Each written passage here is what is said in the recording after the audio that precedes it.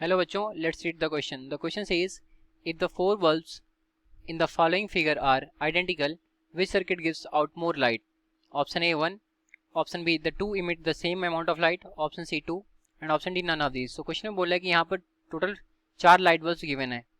यहाँ पर जो फिगर गिवन है तो हमें बताना है कि ये जो चारों बल्ब हैं ये आइडेंटिकल हैं, ठीक है. और तो हमें बताना है इस सर्किट के लिए कि कौन सा सर्किट सबसे ज़्यादा लाइट हमें देगा. तो सॉल्व करेंगे इस प्रॉब्लम को. नोट डाउन करेंगे पहले अपना की कॉन्सेप्ट.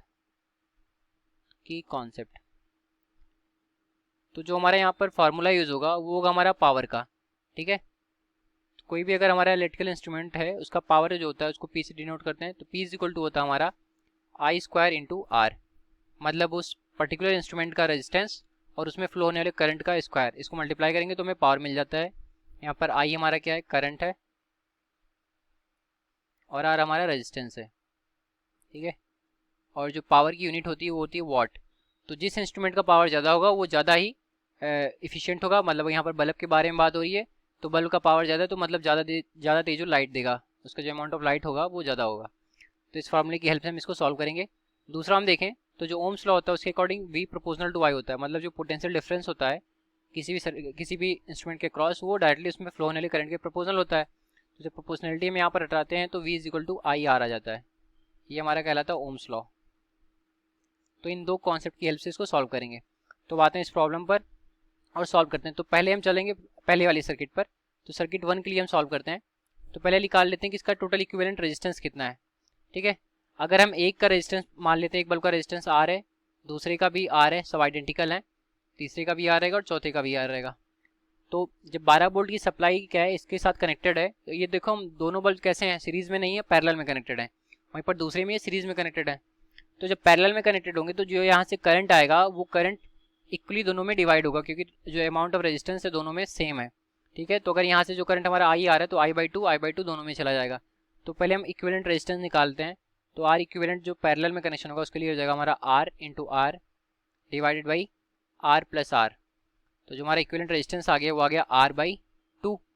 अब हम ओम्स लॉ की हेल्प से करंट की वैल्यू को निकालेंगे कि सर्किट में करंट कितना टोटल जा रहा है. तो आई करंट अगर हमने माना कि टोटल करंट आई जा रहा है तो आई इज इक्वल टू क्या हो जाएगा हमारा यहाँ से वी बाई आर. वी की वैल्यू है 12 और आर की वैल्यू है आर बाई टू, तो ये जाएगा आर बाई टू. तो जो अमाउंट ऑफ करंट जा रहा है वो जाएगा 24 बाई आर. ये सर्किट में हमारा 24 बाई आर अमाउंट का करंट जा रहा है और ये एम्पियर में होगा, ठीक. अभी 24 बाई आर जा रहा है तो एक पर्टिकुलर बल्ब में कितना जाएगा, इसका हाफ पार्ट जाएगा क्योंकि इक्वली डिवाइड हो रहा है. तो 12 बाई आर हमारा एक बल्ब में जाएगा. देयरफॉर in each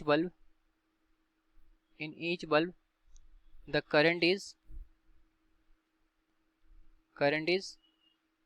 अगर हम आई प्राइम ले लें, I prime is equal to कितना हो जाएगा हमारा 12 बाई आर एम्पियर. इतना अमाउंट का करंट हमारे हर एक बल्ब में जाएगा. अब इसके लिए पावर निकाल लेते हैं.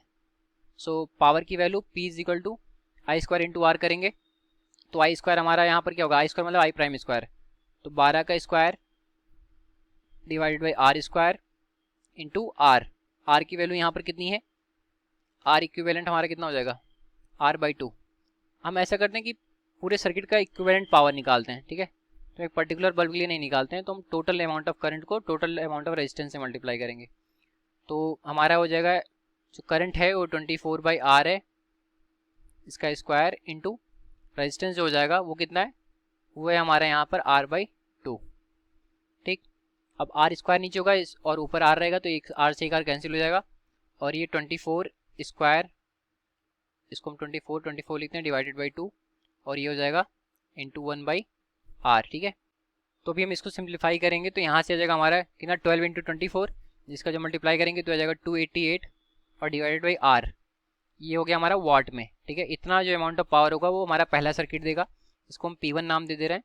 इसी तरीके से सेकेंड सर्किट में जाएंगे तो सेम तरीका अप्लाई करेंगे और यहाँ पर सीरीज में कनेक्शन है तो आर इक्विवेलेंट हो जाएगा हमारा 2R, और जो अमाउंट ऑफ करंट हो जाएगा that is I is equal to V by R. तो आई इज इक्वल टू हो जाएगा हमारा वी बाई आर, मतलब 12 बाई टू आर. तो 12 by two R is equal to हो जाएगा हमारा कितना 6 बाई आर एम्पियर. इतना अमाउंट ऑफ करंट हमारे सेकंड सर्किट में जा रहा है. तो इसके लिए पावर कितना हो जाएगा, तो इसके लिए पावर की वैल्यू P2 निकालेंगे, आई स्क्वायर इंटू आर करेंगे. तो आई स्क्वायर हमारा कितना हो जाएगा 6 का स्क्वायर मतलब 36 divided by R square into 2R, ठीक है. तो तो ये हो जाएगा हमारे यहाँ से आर से आर कैंसिल होगा और ये 36 इंटू 2 72/R आ गया और ये वाट में हो जाएगा। तो अगर हम इसमें देखें जो पावर ऑफ फर्स्ट सर्किट है दैट इज P1, ये ग्रेटर देन है पावर ऑफ सेकंड सर्किट। तो जिसका पावर ज़्यादा होगा वो ज़्यादा इल्यूमिनेशन देगा, मतलब ज़्यादा अमाउंट ऑफ लाइट को देगा।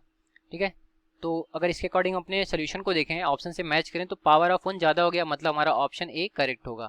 तो हमारा ऑप्शन ए करेक्ट हो गया, हेंस ए इज़ करेक्ट। तो ये रहा हमारे इस क्वेश्चन का correct solution. I hope you understood well. Thank you.